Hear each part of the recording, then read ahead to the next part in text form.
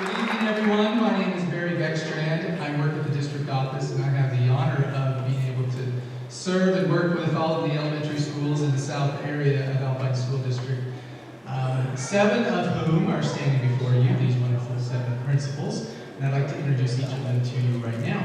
So, let's have, well, starting from here, left to right, Boyce Campbell at Cascade Elementary.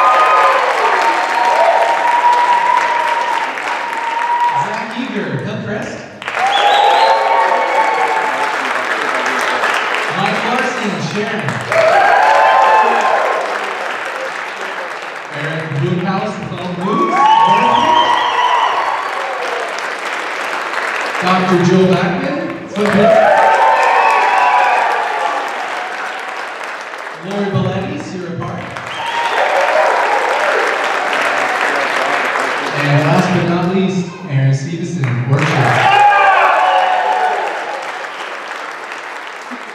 All right, thank you, principals. I know you guys have a costume change. You got other things to prepare for in the program, so we'll excuse you. So I'd like to recognize some people with us this evening. Superintendent Jarman, he's here, and he's going to be speaking to us in a bit. We have Val Hale here from the Executive Director Office of the Utah Governor's Office of Economic Development. I think we have some folks here from the Utah STEM Action Center, some representatives. Thank you for coming. And any other city and state representatives, thank you for coming and supporting us this evening. Board member Jody Sundberg, thank you for coming. As well as David Taylor, who wasn't able to make it tonight, we appreciate the support of our 2 wonderful board members who represent the Orem community. They're fantastic. Last but certainly not least, we want to recognize and thank Dr. Steve Shumway with BYU's Technology and Engineering Education Department.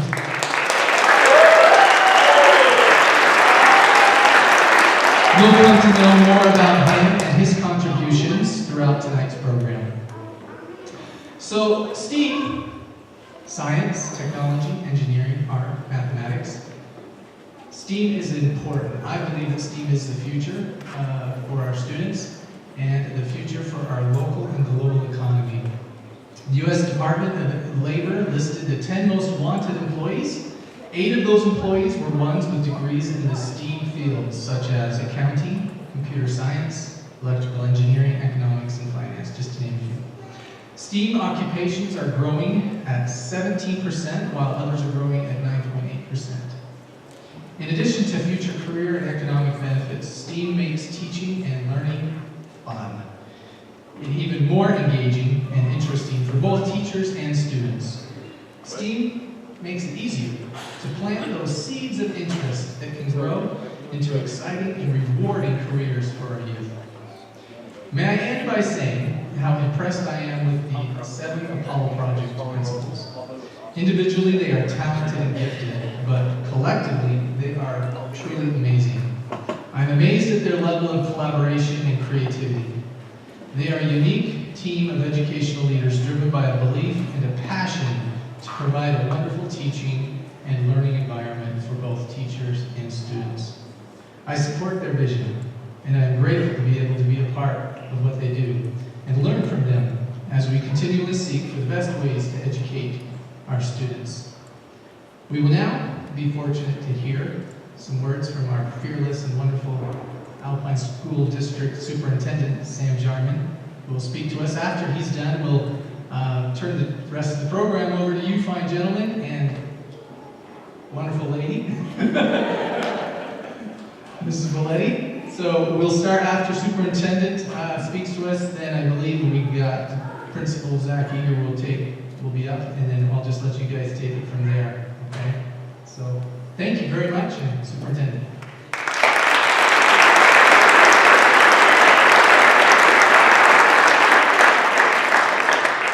Thank you, Barry. And I just know if I would have done that dance, I would have had to stretch first, or I would have pulled a muscle for sure. So I'm glad that these young bucks and young lady were willing to do that. It's exciting to be here and celebrate this monumental opportunity to to improve learning. And I just want to take a minute and thank all of those of you who have played a part in getting us to this point. We have had people who have supported the effort by donations. We've had people who have supported in time. We have had people who have believed in this way of learning, and I'm grateful to have many of you here this evening. So thank you. We recognize the partnership with BYU and Dr. Shumway, and just so that you know, I come out of the same program that Dr. Shumway came out of. We were in the same bachelor's program together at BYU, and I'm proud to say that, because the way that I have learned is similar to what you're seeing through the Apollo Project. So with that, I just have a few more comments. I made a comment at our opening administrative conference this year that I'm as excited as ever in my 31 years in education, and I think that one of the reasons is this type of initiative that we have, the Apollo Project. You know what is so amazing about this is your kids are going to learn to fail. Think about that. They're going to learn how to persevere through a problem, and that it won't always work the first time, and that through that experience the learning is going to deepen.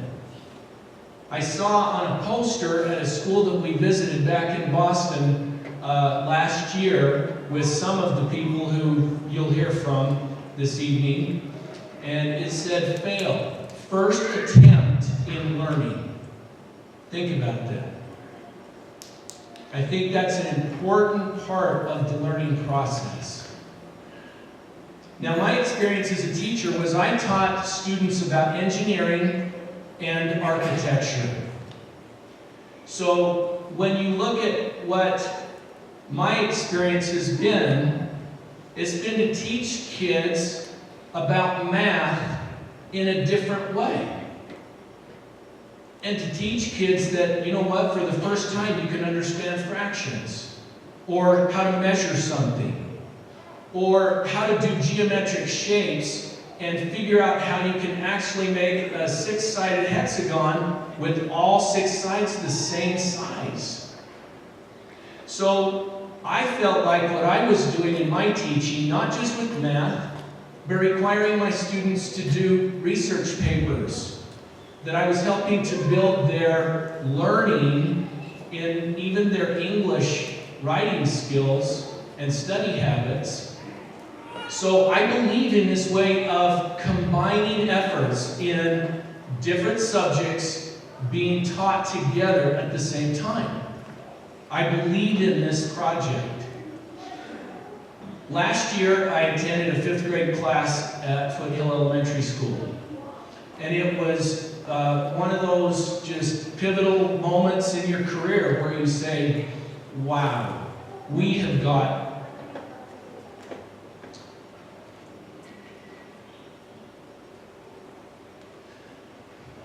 amazing, dedicated teachers who care about kids, and they are going to do whatever they can to help them. The example was, and many of you may have heard this already, but that's okay. I've also learned that repetition is a good form of learning too. But we watched kids with the problem of designing a magnetic levitation train, a maglev train, and how to get it to go down a track. But I learned that they had to write to their legislator and persuade that legislator that maglev trains might be a good way to transport a growing population in our state, just like they learned about the people who live in Japan. I watched how they created charts and graphs as they would attempt to get that train that they designed to go down the track. And how many times that train didn't quite make it. But yet they were learning about rate and time and distance. And then I watched as they worked together in teams and how the learning was being done between them. Not just one person, all-knowing, this teacher at the front of the class, telling you to be quiet and sit in your rows. That's one of the reasons I'm excited about this year.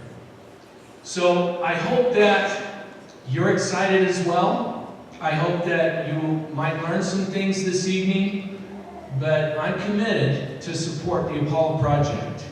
And I commend these leaders of the 7 schools, and I would assume that you may see it branch out into other schools in our district based on the effort that they're making and the way that they're going to help improve education and student learning for your students. So thank you, and thank you for coming this evening.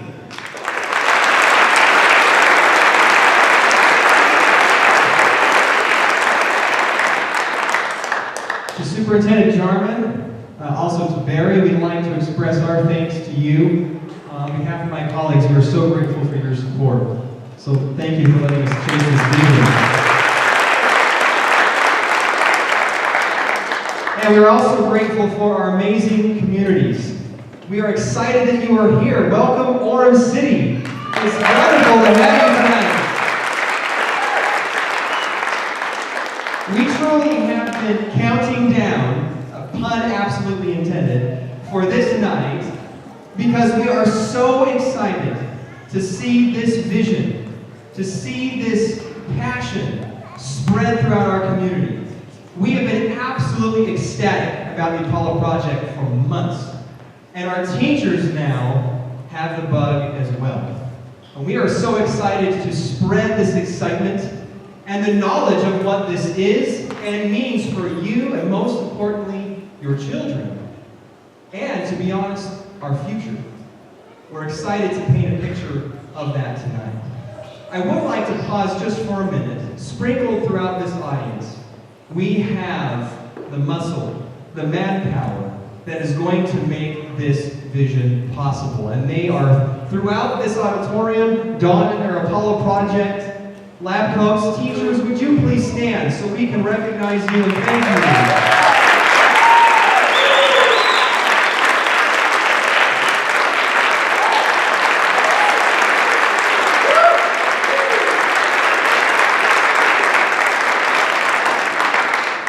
Thank you so much. And as you will come to see, this vision is an exciting vision.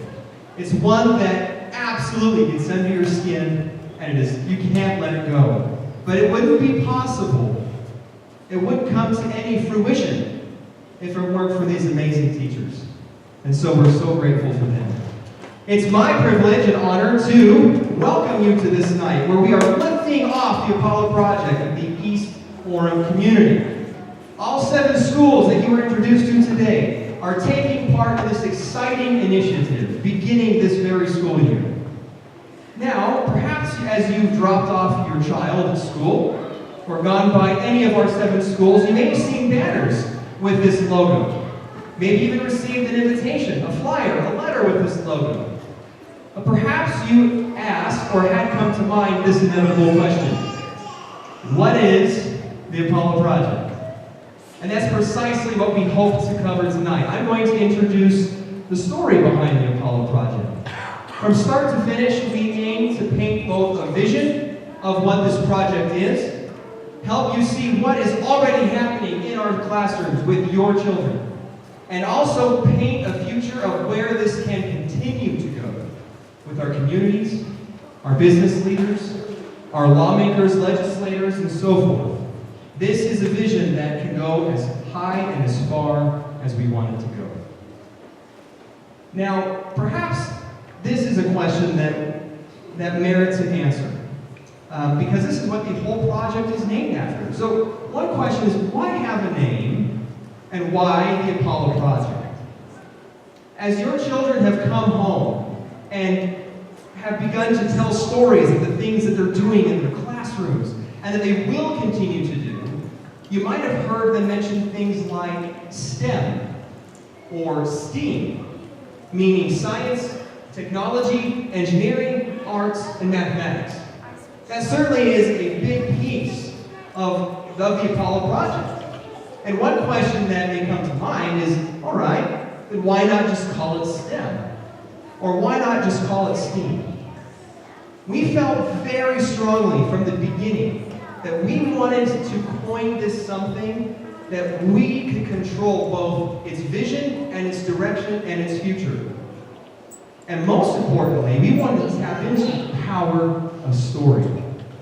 The Orem community is an excellent community to talk about the power of story.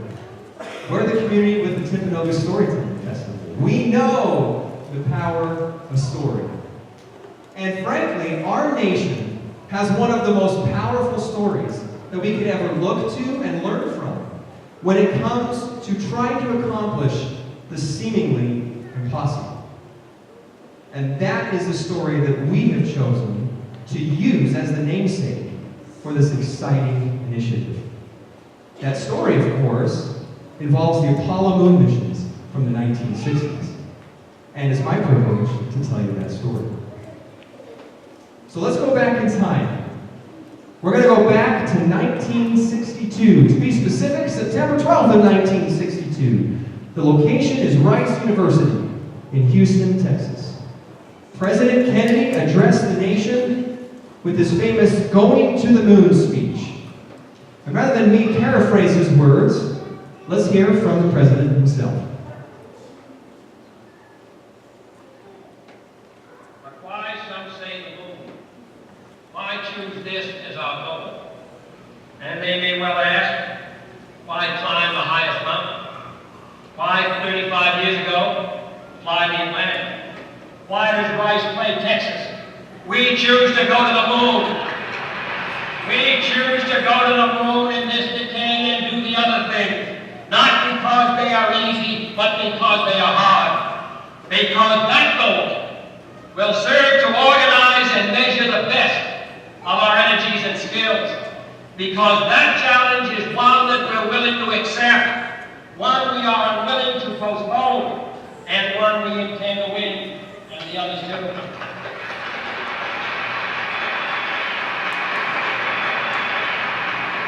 We shall send to the moon 240,000 miles away from the control station in Houston, a giant rocket more than 300 feet tall, the length of this football field, made of new metal alloys, some of which have not yet been invented, capable of standing heat and stresses several times more than have ever been experienced, fitted together with a precision better than the finest watch, carrying all the equipment needed for propulsion, guidance, control, communications, food, and survival on an untried mission to an unknown celestial body, and then return it safely to Earth, re-entering the atmosphere at speeds of over 25,000 miles per hour, causing heat about half that of the temperature of the sun, almost as hot as it is here today, and do all this, and do all this, and do it right,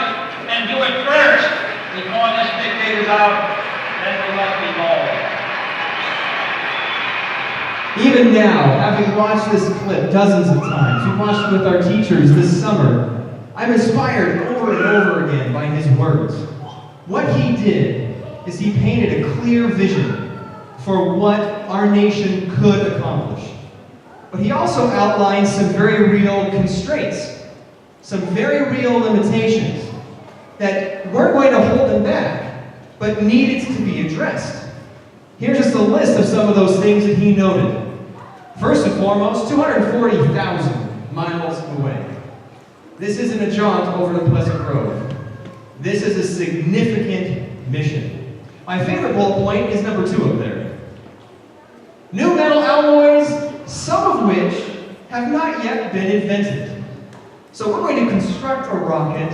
Oh, by the way, we need to invent the metal first for that rocket. That's a daunting task.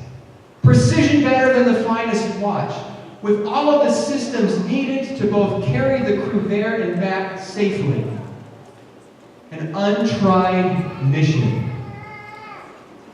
An untried mission. They didn't have the benefit of going to the guy next door and saying, hey, you went to the moon yesterday, how was it?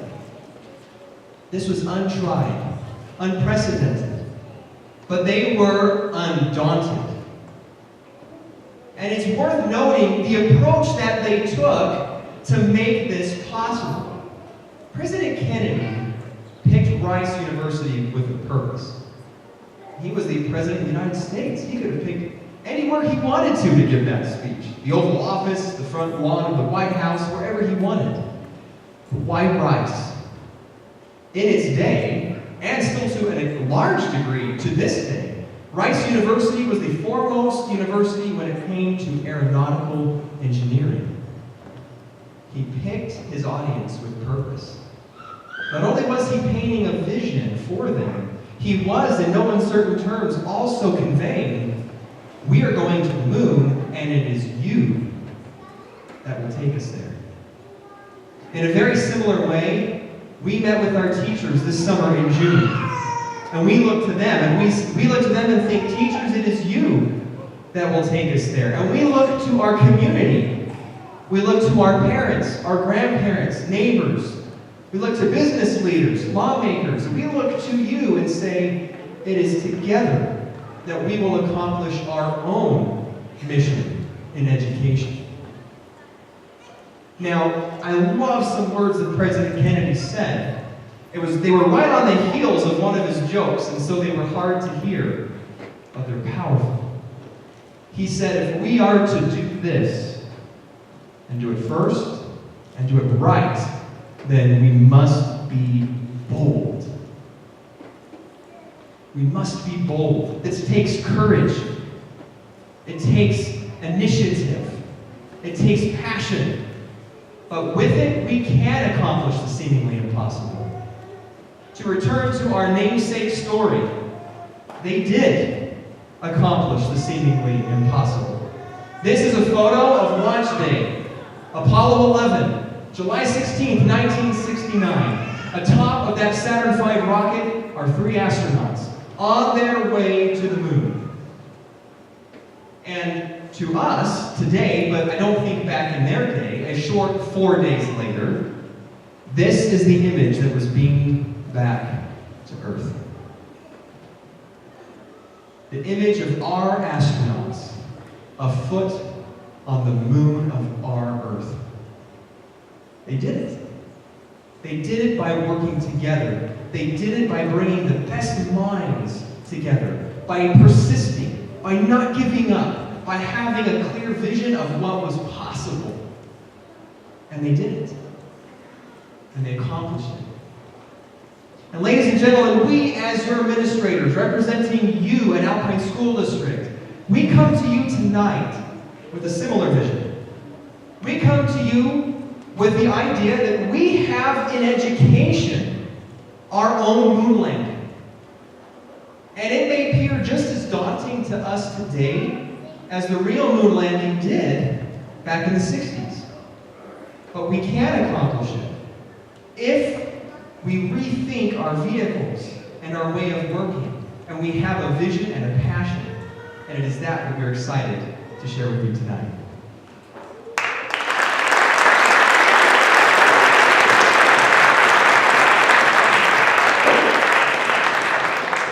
It is daunting. There are tasks that are daunting in education, and our mission is to prepare every child for the 21st century. We know that every child deserves to be prepared for what life brings to them. They will all face challenges. They'll have hard things that happen. They'll have experiences that we can't imagine. Just as there were metals that had to be created for this rocket, our children are going to have jobs that we can't even imagine right now. And our mission is to prepare them for that. daunting. When we think about the challenge of that, it's overwhelming. It seems impossible sometimes, but it's not. We know that through an initiative like the Apollo Project, we're closer than we've ever been before. What we're trying to address is how do we prepare students now? What is it that they need? What do they need from their education in our schools in order to reach that moon landing of being prepared for what life brings? Okay, so the fact that the future is upon us and that the world is changing is evident. But, however, we have to make sure our students are prepared in a way that was never done before in education. 21st century skills are going to require that our students are equipped with these three things: knowledge, skills, and dispositions. So, knowledge. Content knowledge is really important. It's something we've always focused on. We've always known that it's important for students to have knowledge. However, we need to make sure our students know that they can apply the knowledge when given a task. Before it was okay just to know something, but now they're going to have to learn to apply it in a different way. So, knowledge gives us the framework, but skills give us the mastery. So, take this example. If you wanted to learn to be a great soccer player, you might get on Google and read, even for years, and become a true expert on soccer. However, until you pick up a ball and start dribbling or practice kicking goals, you're not going to become proficient. Skills really matter. It's the same for a musician. They can know everything about an instrument, but they have to use their skill to master it. So our kids need the same thing. They have the knowledge, but if we don't have the skills, if we as teachers aren't giving them skills to prepare them, things are going to confront them and they won't know how to apply their knowledge. So, skills. Skills are strategies that our students use to engage them in higher order thinking, meaningful communication with other people, and even planning for their future. So, what are those skills? Critical thinking, problem solving, collaboration, effective communication, time and goal management. You can see how important some of these are that our kids know. Creativity and innovation, and self-awareness. Now I want to tell you a true story. A few weeks ago, one of my teachers who's here in the audience told our staff, as we were talking about this, that her son had gone for several interviews. They weren't your typical interview that we're used to traditionally. On paper, he looked just like every other well-qualified candidate. His grades were great, everything was in order. He looked stellar on paper. However, when he got in the interview, all they kept asking in every interview for every company was, how would you solve this problem? They would give him scenarios and expect him to figure out the answer to that. So the knowledge mattered, but it was the skills and the application of the knowledge that was super important. If there's three parts to this, what we want students to know with the knowledge, what we want them to be able to do with the skills, there's a third piece, what we want students to be and how we want them to be. And we're not trying to teach morals in our school, but we want kids to be prepared for the 21st century. And that means there needs to be attitudes and dispositions that they have that will get them through the challenges they face. One of the things that I've been really impressed with at every school that I go to is that teachers try and help kids understand that they can accomplish things even when it's hard. They can persevere through hard things. They can do hard things. And that's an attitude that we want every student to be able to achieve and to have as a part of them. They're going to interact with people, they're going to have experiences, and having these types of dispositions is going to help them be successful no matter what situation that they come across. So as we look at what it is we're trying to do, what our mission is, right? This is our moon landing. We're trying to help every child be prepared for the 21st century. It's not easy. It's not easy, but we know that it's possible. Now, we want them to have this knowledge, skills, and dispositions, and how we're going to do that through an Apollo Project initiative is different than what we've done in the past. And Aaron Stevenson's going to talk to us a little bit about that.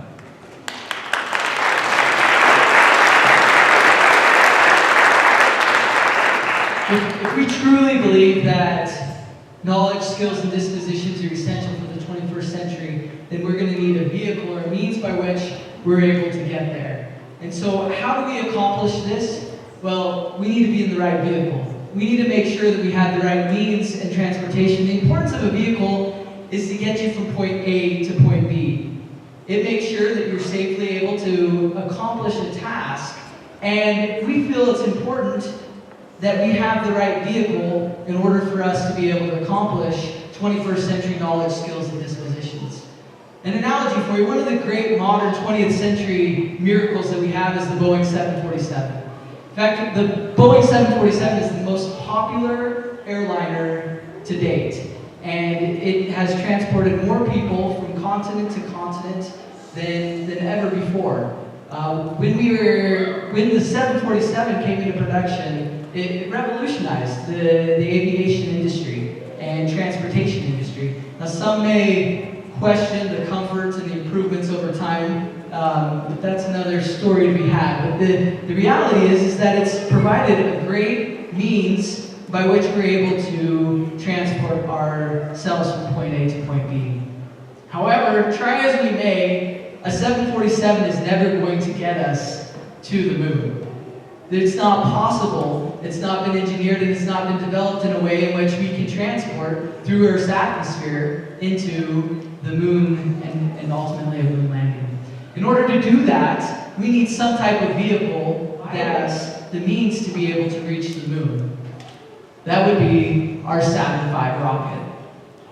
If you notice, one of the great intentional aspects of our logo and our design is that we have a Saturn V rocket that we've established for the Apollo Project, specifically because we recognize we need some type of vehicle that is going to get us to our objective of the 21st century education for every student.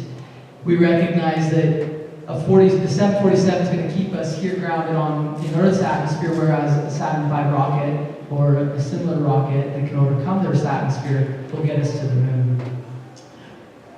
We recognize that 20th century learning is going to equate to 20th century preparedness. If we truly want our students to be prepared for the 21st century, then we need to ensure that there's a 21st century. Never will 20th century learning prepare our students for 21st century preparedness. So we recognize that we need to have the right vehicle. Like was indicated, to pass through Earth's atmosphere into space, a rocket must overcome tremendous gravitational force. In education, we recognize that there's lots of forces to overcome. There's political forces, there's learning forces, there's several factors that prevent us or keep us grounded and attempt to keep us grounded. We need a means, a vehicle that's going to help us to overcome those forces. The Saturn V rocket gives over 7 million pounds of thrust in order to do that. We need to make sure that we have equivalent vehicle for the 21st century. We advocate that vehicle that we need to utilize and that we will use is the engineering design process. That is the engineering design process is what ties in science, technology, and math into a complete system where we're able to utilize this engineering design process to solve problems, hands-on, authentic, real-world problems that will put students in positions where they'll struggle, where they'll have to try and try again, and where they'll have to collaborate, communicate, they'll be creative in solutions, and they'll find that they have to develop and utilize their 21st century skills in order to be able to become 21st century thinkers. Without having the right vehicle and the training that's going to be important for that, we won't be able to get off of Earth's atmosphere. And that's why we've invested so much time and support from our partners at BYU, with Dr. Shumway, the district curriculum department, and other district officials that have provided us the support to ensure that we're able to get our teachers and our schools the understanding that they need the engineering behind the engineering design process so that they can effectively implement and provide that. And we feel that through the engineering design process, we'll be able to improve and have deeper learning in 21st century learning outcomes.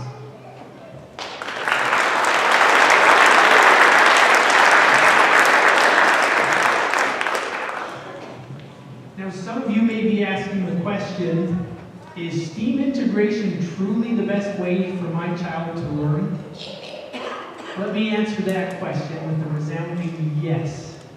At Foothill Elementary, we've been implementing STEAM integration and 21st century learning for the last 3 years.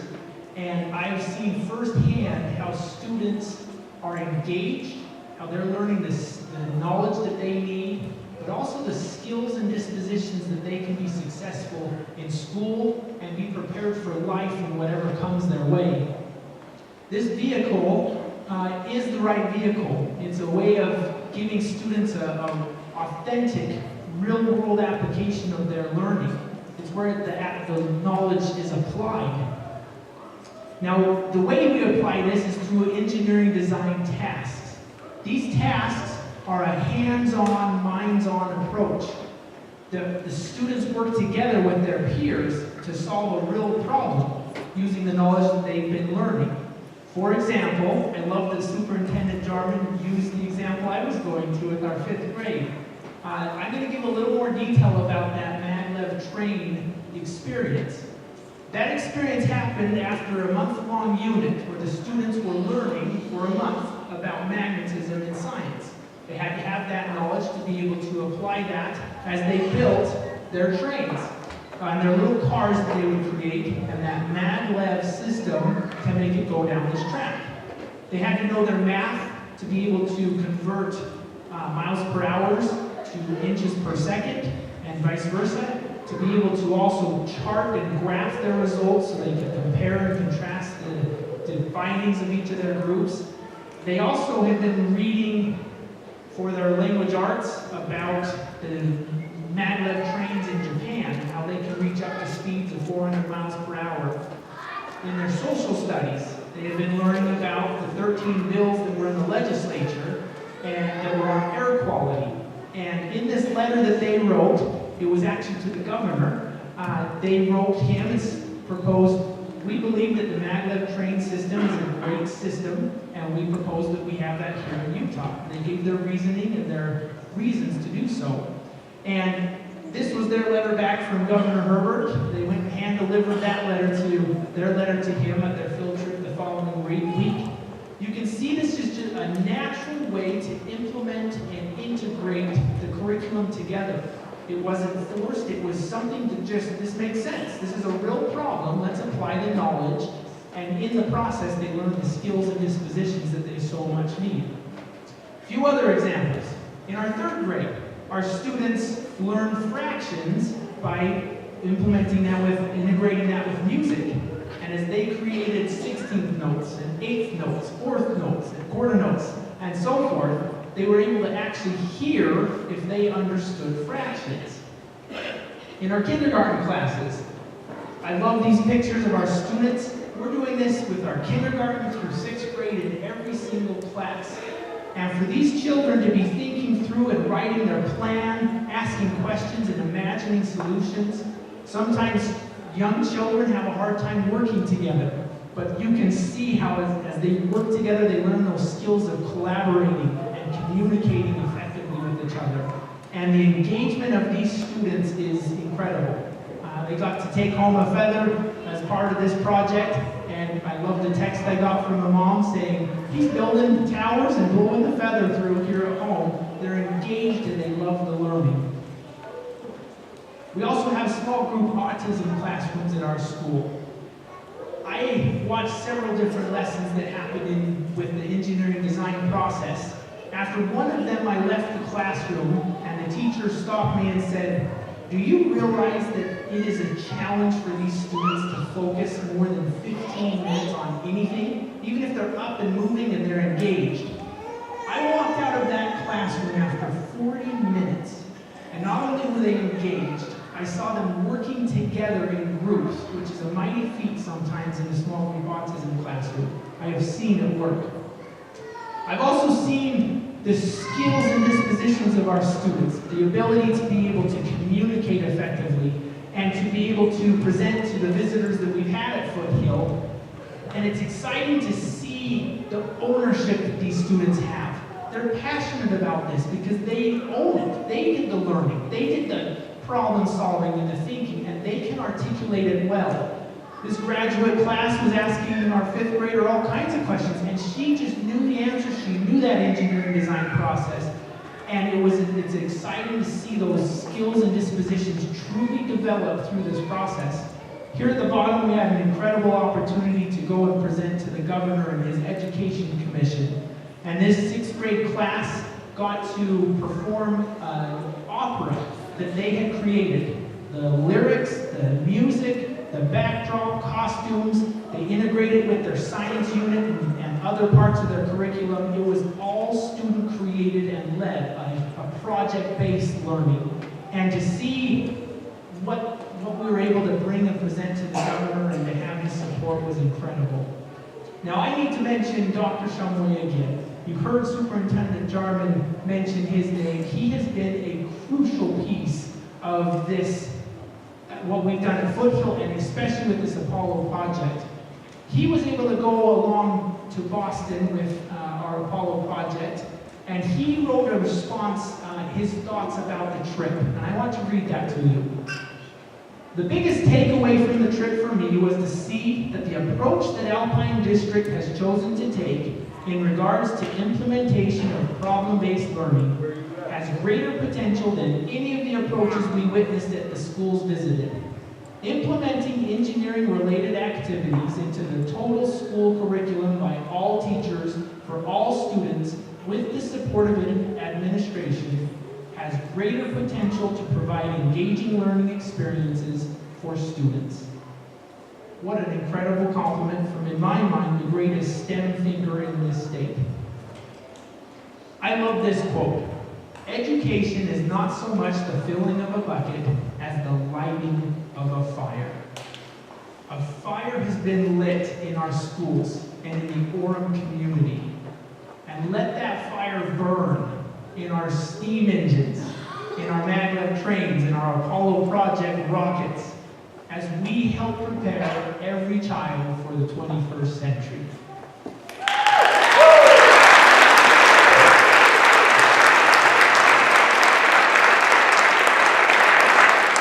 All right, now we've talked a lot about the why of what we're doing. Now I wanted to talk just briefly a little bit about the how, because the success of any mission depends on the vision. So we got together this summer with the help of Dr. Shumway. We were able to engage all of our teachers in a 4-day training, where first of all they got to learn about the engineering and design process, and then second of all, and most importantly, they got to experience these lessons for themselves. Now, if you know teachers and educators, you know that teachers don't like to fail. And they like to know the answers right now, and they just want to be told the right way to do it because they don't want to do it wrong. Teachers, if you'll be honest with me, how many of you, when you were presented with your first experience, were afraid you were going to fail, were you afraid you couldn't do it? Raise your hands, be honest. If you look around, not all of them, but most of them were afraid to fail, and I was too. The first experience that I got to participate in, I was afraid of what was going to happen, and that's what your students are experiencing as well. Is they're wondering, am I going to do it right? The great thing about the engineering and design process is that there might be a right way to do it today, and then there's a different right way to do it tomorrow. And so our teachers experienced this for over 4 days, where they got to go through different activities. They worked together and they collaborate together and learn to do things that they thought were impossible. Such as, yes, there you go. Launching a rocket that had to stay in the air for a certain amount of time before it landed. And by the way, there's an egg inside and it can't crack when it lands. But they did it. A lot of them did it. And what was great is when they did it the first time, if they failed, they went back and fixed it and said, oh, I saw the excitement in teachers as they said, I know what to do. I know what to do to make it better. I know how to make it work now. Just some other things that they got to experience while they were there. Then we met one day right before school started to remember and remind them of the vision and to give them time to plan together. One of the great things about us doing it together as 7 schools is, first of all, we have Foothill Elementary that is in the lead, that the teachers at Foothill have experienced this. And they actually led some of the training and professional development for us in the summer. And then together as a cluster, we're able to collaborate and plan together. So we've got a plan where the teachers will meet together 6 more times throughout the year during our early out Mondays and on our professional development days to meet back together to say what worked. And basically go through that engineering and design process together as they talk about the lessons and activities they've done together. Now, we don't expect that they will be doing one of these activities every single day in class, but just that they're going to try 3 or 4 activities this year at least, and try it and see how it works. And then come back and talk together and see what they can do to make it better and see what they can do to improve the learning for our students.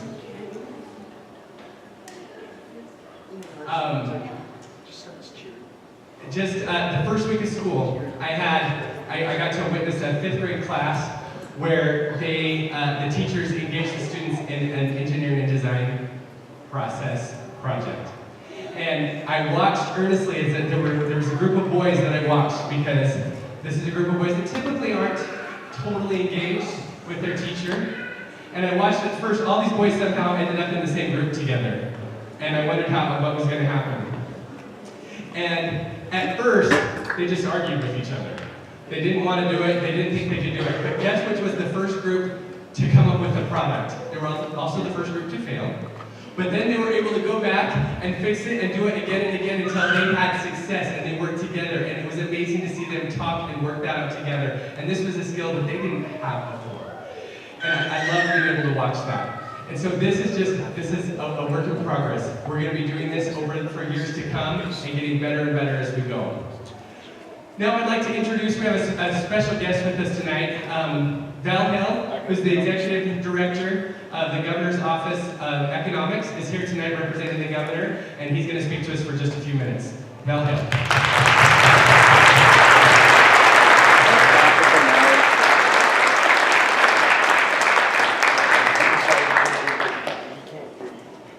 Thank you. It's my pleasure to represent the Governor here this evening. He would be thrilled by what is being presented here this evening. You know, some of you have heard the Governor talk about his new goal. When he became Governor several years ago, he set the goal of having Utah become the top economic state, the best economy in America. And a lot of people scoffed at that, but that is now a reality. And he knows that if we're going to stay #1 in our economy, we need to have a great education program in our state. And he's come up with a new goal now that he wants Utah to lead the nation in education.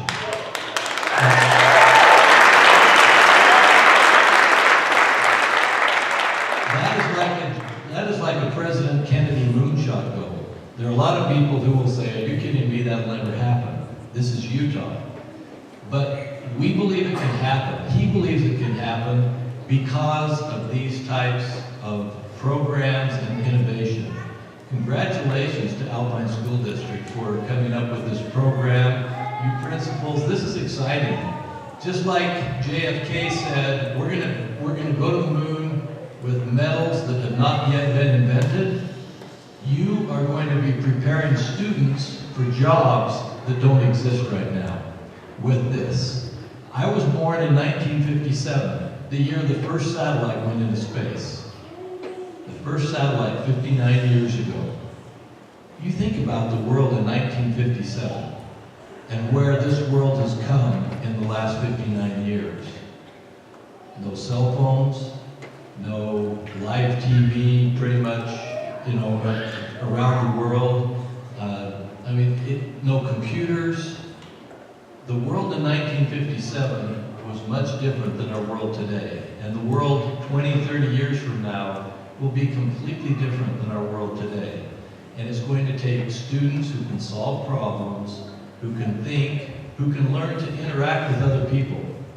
That is what it will take for them to succeed in that world. And so my hat's off to you. On behalf of the Governor, we wish you well. Thank you for the innovation, the collaboration.